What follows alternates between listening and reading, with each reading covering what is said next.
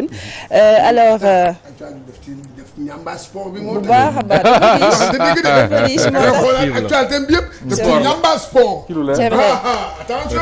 D'accord alors Cheikh Tidiane Gomis après le sacre l'argent divise la fédération dafa mel ni jamono ji coowal xaalis mi ngi commencé yeewu bu baax a baax ci biir fédération bi. waaw xam nga lii man Cheikh Tidiane man bettuma xam nga lu tax bettuma mooy que damay rappeler benn jour dañu demoon di jëli maanaam ñuy jëli Boubacar Sarr Locotte dafa bokkoon ci nekkoon ci waa fédération ci délégation boobu la bokkoon bi ñu koy jël ko ba pare ma nekk ak waa fédération xam nga xamante naa ak ñoom.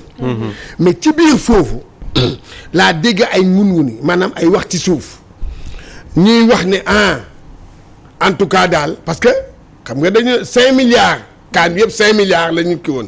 ñoom ñu naan ñoom de ba léegi daal may dégg ñu naan gisuñu seen wàlla xam nga wax yooyu. boo koy dégg kii naan waa 5 milliards yi anum waaw lii nii nangam. lii nangam. boobu laa ne ma ne Pape Modou sama camarade ma ne ko. man maa bi ngeen demee Cameroun doo dégg bii ñuy commencé di waxu xaalis. Bon. te boobu ñu ngi nekk ca premier tour ya ma ne Pape Modou ma ne ko Pape Modou. yàlla nañu gagné coupe bi. parce que bu ñu ko gagnéwul coow li naka am. ci problème mu xaalis bii non du baax. laajal Pape Modou du ma bàyyi. ma ne ko attention.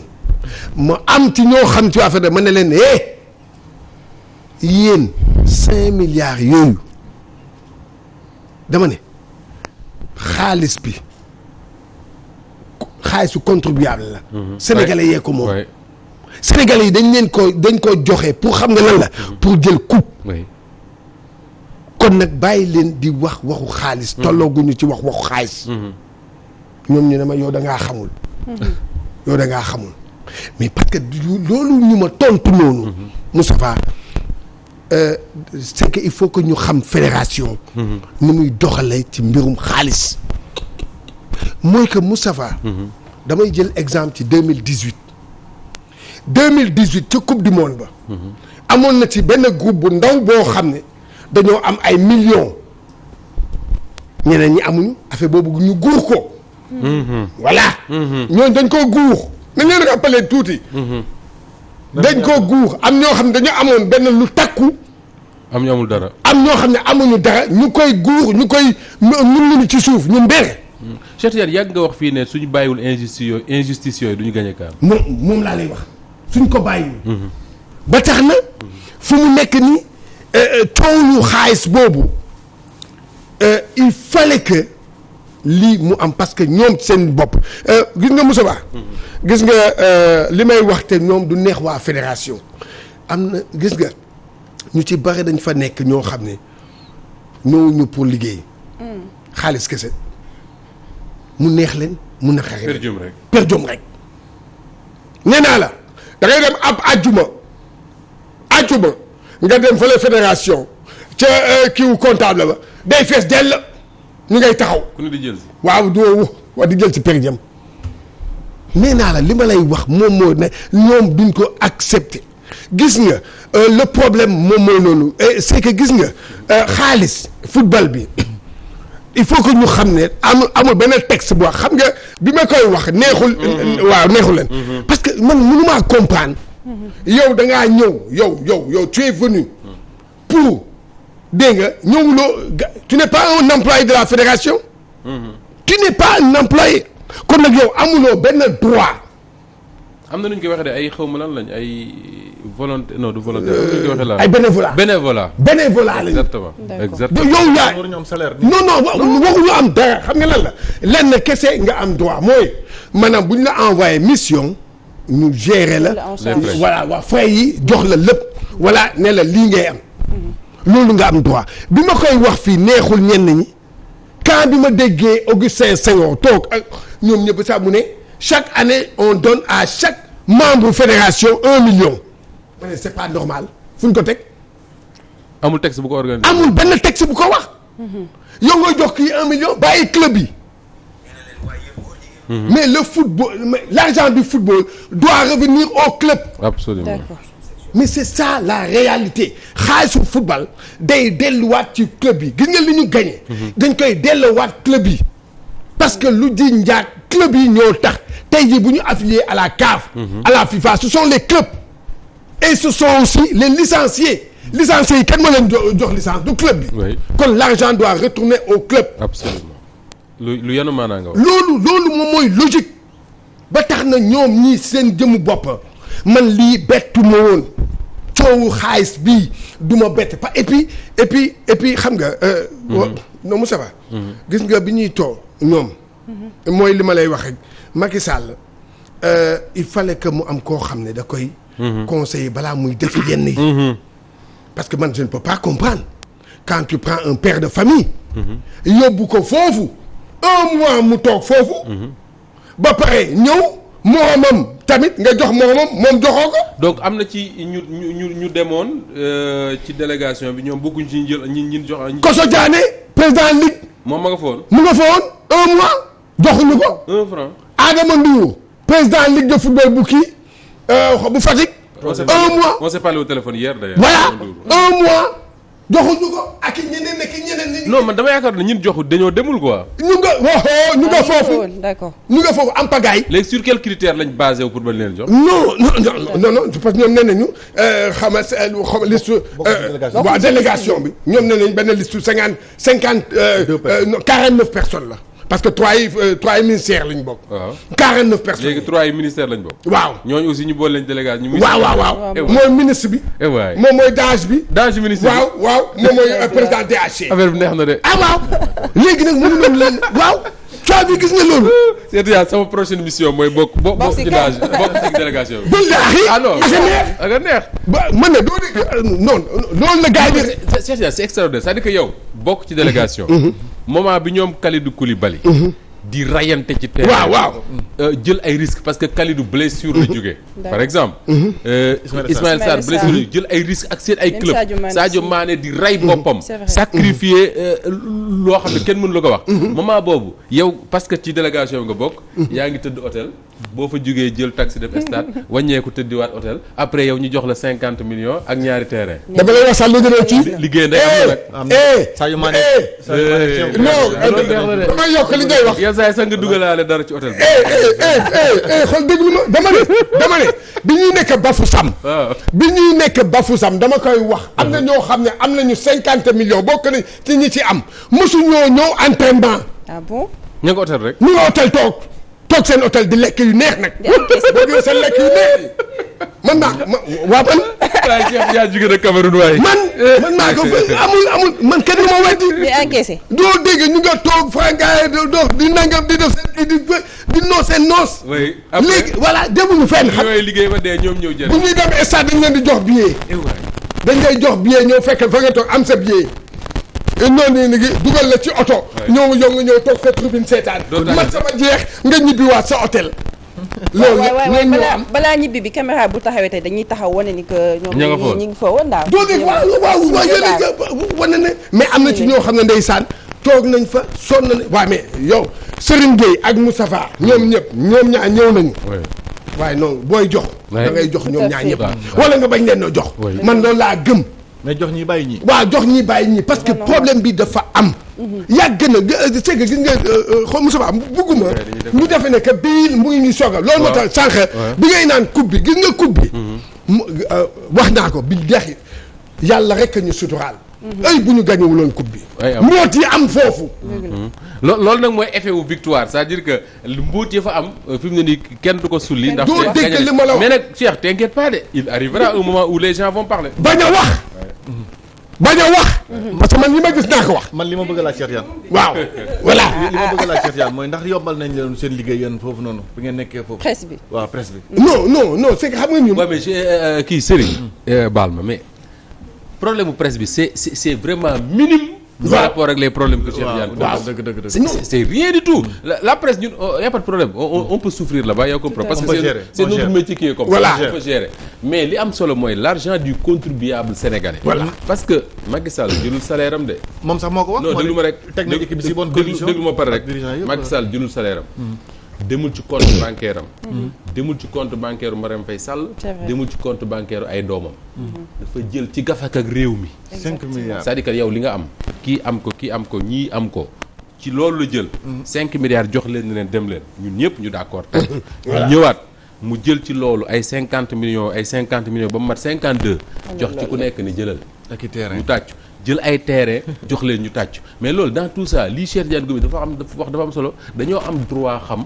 sur quels critères. la ñu confectionner la délégation d'abord. c'est ça sur quels critères la ñu joxee Cheikh Tidiane joxuñu Moustapha. waaw sur quels critères la ñu yóbboo diw bàyyi fi diw. waaw voilà xam nga loolu wax ko say boo nga fekkale yeeg rajo yi xam nga coow li loolu la il fallait que. j'ai entendu Matar ba mu naan waaye porter plainte xaw ma lan na porter plainte.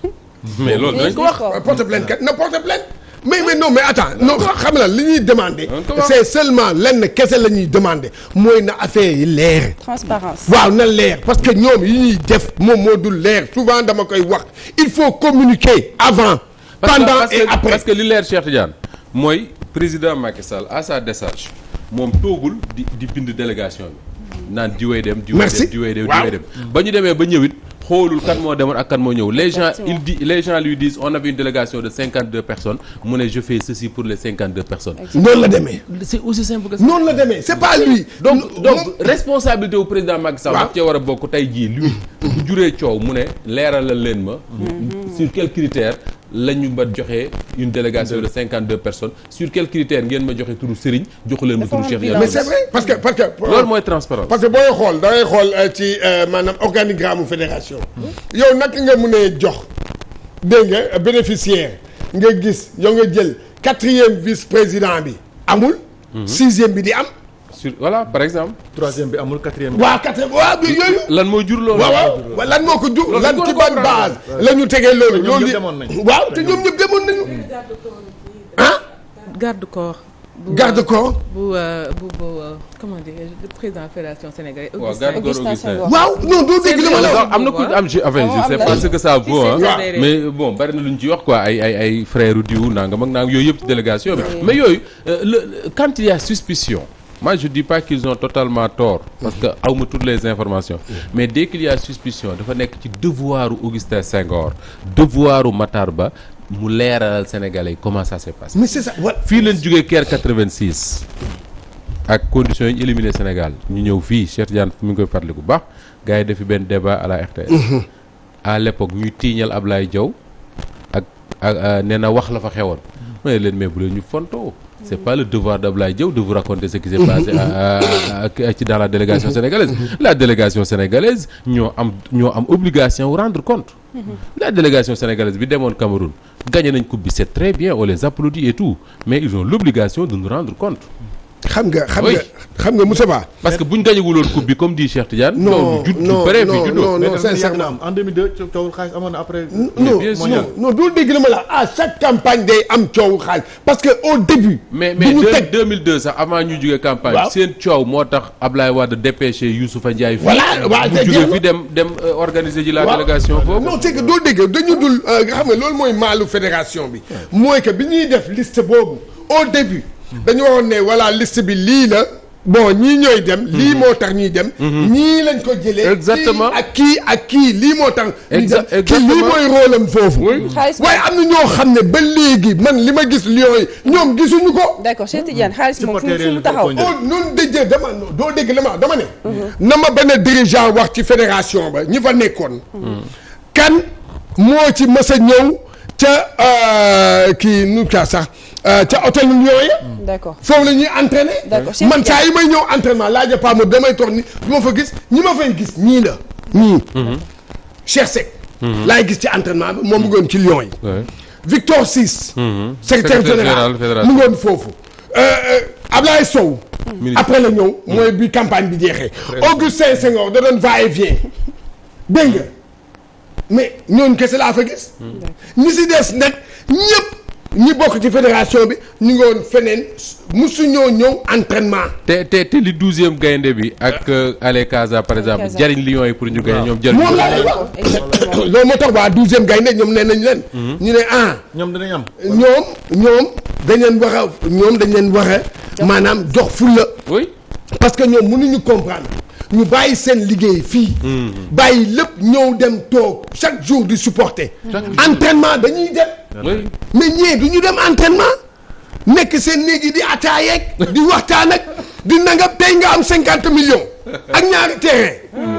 bàyyi ñeneen ñi. Cheikh Tidiane jóge na Cameroun. non mais c'est pas sérieux non dafa jekkul lan ban liggéey léegi nag kon léegi nag man du ma ci boole wax léegi man damay wut club dem bokk biir fédération. non parce que dafa neex. d'accord te pourtant Cheikh Tidiane. parce que nit yi non c'est que xam nga lu tax xam nga damay wax leen dafa bari ñoo xam ne dañu nekk ci fédération yi dañuy ñëw pour uti mais tooguñu fa pour indil fédération bi. indil ñu dara fédération bi. indil ñu ko dara saa yu ma ko waxee du leen neex dama ne prime lañ fa nekkee per diem.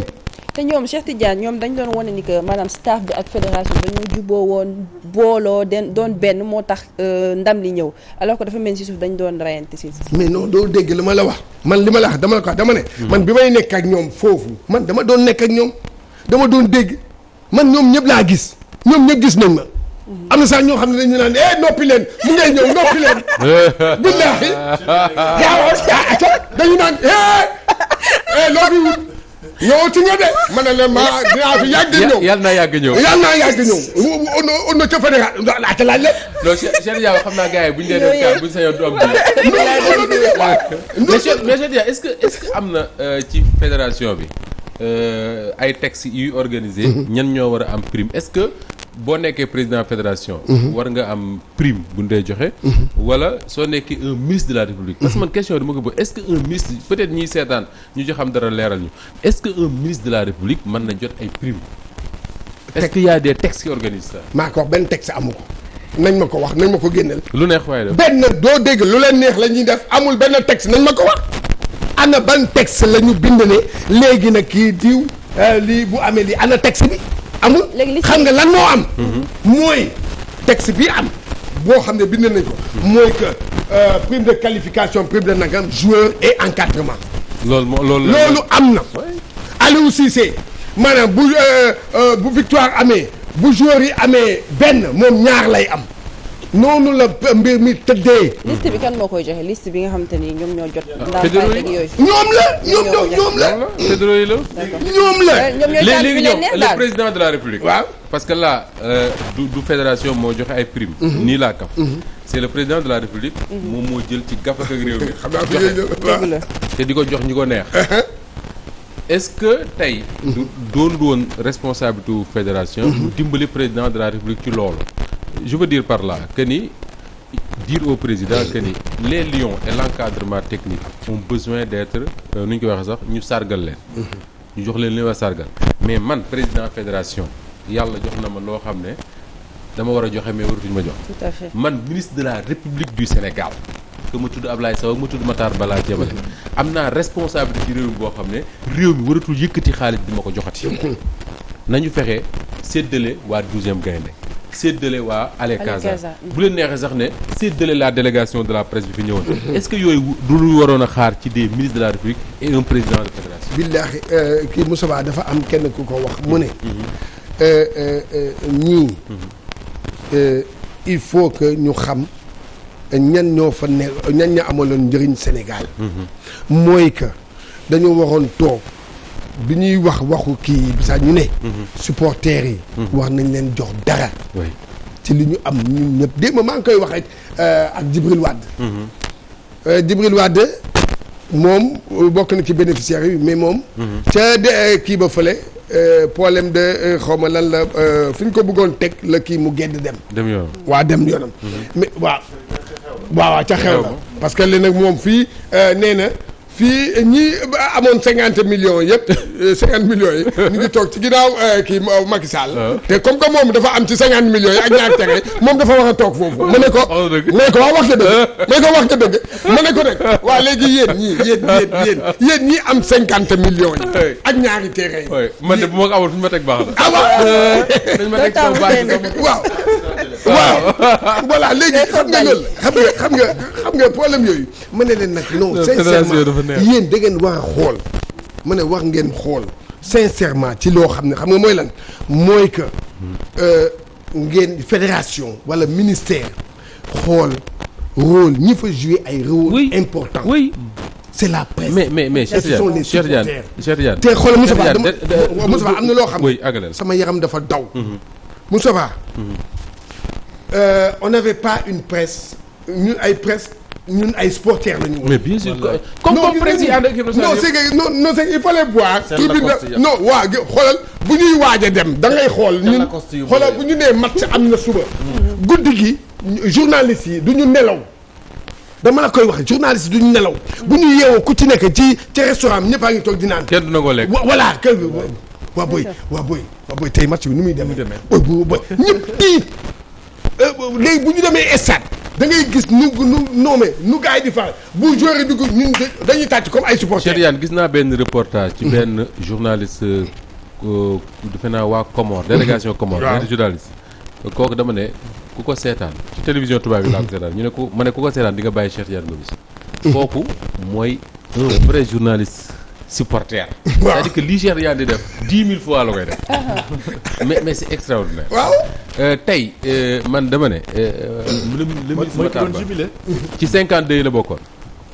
ministre Matar Ba. waaw 52 yi ministre Ablaye Sow. 52 yi. c'est-à-dire que des ministres de la République déjà. yoo xam ne république bi moo leen jël jox leen titre ministre. di leen fay di leen traité ni mu leen traité. ñoom mënoon nañ wax ñoom ne ñun délégation bi su ngeen dee wàññi bu leen ci boole. c'est-à-dire loolu mooy grandeur. 50 millions yu ñu jox Matar Ba mënoon na ne man ministre laa déjà bu leen ma boole ci 50 millions yu ngeen séddale jox leen ko waa 12e gaynde bu ñu ko séddalee waa 12e gaynde ku nekk di nga am loo téye. mais c'est vrai ñoom ñaari ministres yi. oui mënoon nañ de bon sama 50 millions. c'est vrai que 50 millions moom maye ko yombul. mais grandeur mooy def loolu. voilà grandeur moo naan man. waaw mais maay jiitu fii ñuy séddale buñ ma jox. mais Moussa Ba am na leen loo xam ne mu gën a xam nga ma revenir encore une fois. que Macky Sall souvent damay wax ne que Macky Sall.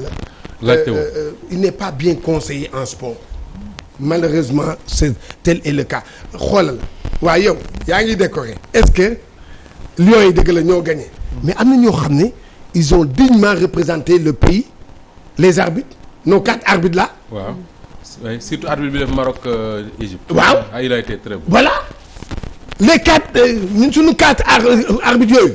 mais non dëgg ñoom war nañ leen décorer. am na sax ku ne ma suñu arbitre bi Lions yee ko éliminé parce que bu Lions yi finale wul woon mooy arbitre. moo doon fa waaw c'est vrai mais ñooñu tam woo leen décorer leen ñooñu da nga leen di décorer parce que dañoo représenté. bu fàtte ne que arbitre dafa am solo. ci compétition dafa am solo mais yow suñu 4 arbitres yooyu arbitré normal ba ñëpp tàccu xoolal Maroc ak Égypte xoolal match boobu nu mu tàngee. wallaay sunu arbitre sénégalais bi taxaw. am fulla ñëpp ko wax kontaan. waaw kooku deful loolu ndam Sénégal. journaliste spécialisé yëpp wax nañ ne. waaw mais ñoom waaw léegi kooku yow doo ko woo. doo ko décorer. non sincèrement mais am na benn arbitre je crois Cameroun la xaw ma daal. benn reportage bi ma seetaan arbitre bi mu ne. dafa arbitré ci coupe du monde ñëw. mu ne bi mu ñëwee accueil bi ñu ko defal dans son pays il avait l'impression que moom dafa gagné coupe du monde. mais c'est ça. parce que réew mi ñëpp génn ànd ak moom gunge ko. mais président bi décoré ko. mais loolu laa lay wax. arbitres yooyu les 4 arbitres yooyu yi nga xam ne dañoo tey ji comme Moussa Ba ni nga koy waxee tey ji bu Sénégal demuloon final dégg nga kon léegi ñooñu ñooñu dañuy arbitrer. dañoo war a am supporter ak yenn journalistes. mais non doo dégg loolu la ñu xam nga loolu moo tax ma ne Macky Sall dafa war a ut yeneen conseillers. am na ci ñoo xam ne au nom de Dieu am ñoo xam bu ñu ko jegee. man gëm naa ne sincèrement dinañ ko wax ne nii la waaye parce que waa fédération ñoom nekkewuñu fii poste bu ñuy wut xaalis moo tax lii wane na ko. duñ ma weddi ci nag. koppar rek la ñuy lijjanti wuñu ñenn bi ñu ñëwee cëpp à Bafoussam la ñu commencé di wax waxu xaalis ku ci nekk commencé ni nangam di calculer di say calcul équipe bi di dem loo tax gis nga ba demi-finale bi ñuy gagné demi-finale nga gis ñuy tëb ma ne kenn ki sa tëb bi yëpp koppar gi la tëb bi yëpp koppar gi la rek xalaat la rek. mais man Cheikh dama ne mbaa duñu dormir sur nos lauriers. Égypte ñoo fekkaat ñu fa jël revanche. mais coono moo baaxul. dañoo am mais loolu mooy danger wu coono waaw danger bi mu moom Cheikh Seck dafa am loolu dafa am solo Cheikh Seck daf ne footballu Sénégal amul temps bu muy perte. waaw te loolu dafa am solo parce que gagné nañ CAN bi féete nañ ko ñeenti fan. On doit tout de suite se mettre à préparer échéance bi di ñëw mooy mois de mars. te égyptiens yi wax nañ ne dañuy fayu si. waaw mais donc ñun on doit être prêt. mais xam nga loolu la ñu xamul. coow lii. te Cheikh Tidiane bul fàtte ne boo fàttali ko bi ñu jógee 2002 defe naa fédération boobu yóbbu woon Lions yi. xam nga dem nañ ba quart de finale non coupe du monde. ñëpp kontaanoon. mais bi ñu ñëwee am nañ ci dem kaso. laaj ko. fédération boobu am nañu ci dem kaso. waaw. 2002 laa 2002 bi ñu ñëwee. am nañu ci dem kaso. dëgg la ndax parce que nañu gérer xaalis ba. Cour des comptes la fa gars yi envoyé fédération. am ñu jàpp yóbbu kaso. mën nañ ci limay tur léegi. non dëgg la Cheikh Tidiane xam na baax li may wax. waaw 2002 Cameroun soo gisee ñuy wax ne Cameroun souvent du malgré lim gagné yëpp mënuñu avancer ci football avancer bu extraordinaire comme pays maghrébien yi par exemple. c'est parce que Cameroun fu ñu demee coupe du monde ñëw am problème xaalis coowal xaalis rek ñoo ak Sénégal. fu ñu gagné ñëw ñu ngay coow xaalis. coow xaalis d'ailleurs li tax ñu jàppale Samuel Eto'o ba mu jël la fédération loolu bokk na ci. pour enterrer cette génération là de dealers yi nga xam ne depuis des années ñoo yor seen football. teg ko ci loxo koo xam ne déjà il connaît le football c'est un milliardaire soxlawul di lekk xaalisu fédération bi pour mu redresser la fédération. très bien. non c'est vrai non xam nga. malheureusement Sénégal amuñu am. gis nga lenn dinaa la ko yëgal gis nga. El Hadj Diouf lañ am 64 sélections 54 hommes du match mais moom mënagut a jiite fédération. voilà loolu la non mais c'est que xam nga. deux fois ballon d'or. il faut que ñu xam. waaw mais kii dina ko dab. Sadio Mané dina ko dab. ah mais du baax. dina ko dab parce que dina nekk. Kalidou Koulibaly nee na ko étoile bi ne sa dënd bi laa kan moo la ko ci defal. waaw mu ne ko man nekk naa étoile avant yéen. loolu moom du weer la. voilà d'accord il est extraordinaire. non c'est que gis nga il faut que mooy li ma doon wax léegi dëgg football bi dafa bari coow. wallaay coow kese la. gars yi dañuy am na ñoo xam ne dañuy ndëppal nii rek am na ñoo xam ne dañoo taxaw démb man am na ñu ma ci dégg bu saa ñu ne xaare. dañuy wax am na ñoo xam ne xaaral dégg loolu rek man damay bàyyi ba ñu wax. d'accord léegi man ma ñëw nag yokk ci. damay bàyyi ba ñu wax parce que xam naa li ñuy wax damay ñëw nag yokk ci mbóot yi. waaw parce que coupe bi neex na lool bravo. Aliou Cissé bravo joueurs yi def ngeen li ngeen di def. kon li nga wax am na lu des. toj yi. maa ko wax valise bi ubbeegul. d'accord waaw Cheikh Tidiane voilà. daa mel ni ñu ci war a wax yëpp bëri na waaye dañ lay bàyyi rek. waaw nga denc yeneen paquet yi ba beneen yoon. voilà paquet yi dañ koy waaw paquet yi dañ koy duñ daaj. waaye sonaloon nga Aliou Cissé. déet non nee na la Gomis. Aliou Cissé tam sonal na ma ci kaan. champion Aliou Cissé sonal na ma ci kaan bi. Aliou Cissé 1 2 3 conférence de presse Gomis. très bien. entraînement Gomis. nangam Gomis. luy kii Aliou Cissé bon mais bon c'est que. xam naa ne gagné na coupe bi pour Sénégal gépp waaye xam naa ne gagné na ko pour Cheikh Tidiane Ba. ñu bëri loolu wax am na ñoo xam dañ ne ñu ne billahi wallahi taala mais c'est que xam nga. ñu bëri dañ ne ñu ne li muy lijjanti yëpp ci coupe bi yëpp li muy lijjanti yëpp lenn kese la. na gagné coupe bi comme ça yow nga mën koo noppal. mais parce que Aliou Cissé commencement première conférence de presse. mu nuyu presse yëpp balaa mu ne Cheikh Tidiane je salue mon ami Cheikh Tidiane Gomis. d'accord mu ñëw bu ci man ba sax ne ma. tu sais que je t'aime. waaw tu sais que je t'aime. en commande de presse. d'accord Cheikh Tidiane bu ma ko kii ba sax mu ne ma Cheikh Tidiane Gomis. est-ce que tu sais que je t'aime ma ne ko man tam je t'aime très bien. d'accord champion d'Afrique ñu jaajëfal bu baax a baax. non Cheikh Tidiane Mamadou Ndiaye sonaloon na la trop ci TikTok. Cheikh Tidiane Mamadou Ndiaye daf maa sonal. Mamadou Ndiaye mooy kan. moom moo nekk TFM. ok maa ngi koy nuyu au passage dëgg la moom xam nga ne journaliste yi nag. ñoom Mamadou Ndiaye xam ñoom ni ñu doon def. ñoom daal di nga ñoom bu ñu jaaxlee ba jaaxle. waaw ñoom ñëpp dañuy daw ci man ñoo dema. loolu laa constaté moom suñu jaaxle rek Gomis lañu. Aïcha Gomis nu muy demee. ma ne leen ngir yàlla coupe bi day dem Dakar.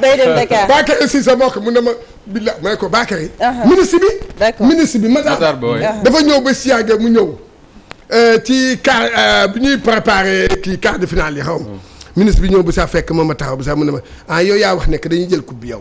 ma ne ko dañ koy jël da ngay teg. tegal moo tax ñëw boo teg nga ñàkk. moo tax ñëw booy tegee. ma ne ko boo tegee nga ñàkk. coupe bi dañ koy yóbbu. Cheikh Tidiane ñu jaajëfal après bi ñu paree ba sax mu ne ma doo nit. ma ne ko du ma nit. Cheikh Tidiane. coupe bi dafa leeroon. Gomis sa Faxa Ndiago jërëjëf macha allah li nga indi am na solo ci li nga xam te moom mooy CAN. waaw maa ngi nuyu bi nga xamante damay nuyu Lamine Samba mu ngi may. Lamine Samba maa ngi lay nuyu. waaw yaa ngi si ak colonel Issa Niang ma koy nuyu bu baax dëgg la ñëw naa nag. d'accord voilà comme ni ko Moustapha waxee ñëw naa. voilà parce que daal kii na léegi di nuyu tamit waaw. Adama Ndaw Damas. d'accord waaw sa jëkkër Cheikh Seck liggéey na liggéey bu am solo. ci biir ci affaire bi Damas. voilà waaw Cheikh Seck moom mérité na. waaw Cheikh Seck mérité na la. jërëjëf ñu daal jël li nga xamante ne mooy une page de pub daal dellu si li nga xamante ne moom mooy seen plateau Petit Déj fii ci Walfadjri.